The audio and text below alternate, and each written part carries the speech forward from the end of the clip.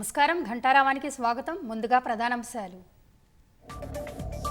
మహాయుతికి పట్టం కట్టిన మరాఠా ప్రజలు, నామమాత్రపు పోటీ ఇచ్చిన ప్రతిపక్ష మహావికాస్ అఘాడి.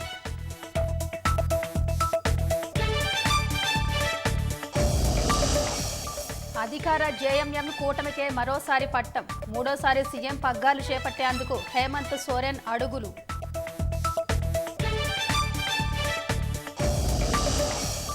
వయనాడు ఉప ఎన్నికలో ప్రియాంక తిరుగులేని విజయం, సోదరుడి మెజారిటీ దాటి అఖండమైన గెలుపు కైవసం.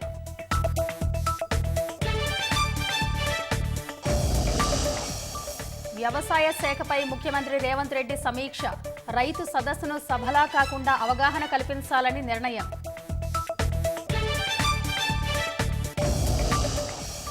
హిందీ మహావిద్యాలయం అనుమతులు రద్దు చేసిన ఉస్మానియా యూనివర్సిటీ, విద్యార్థుల మార్కుల జాబితాలో అక్రమాలు జరిగినట్టు వెల్లడి.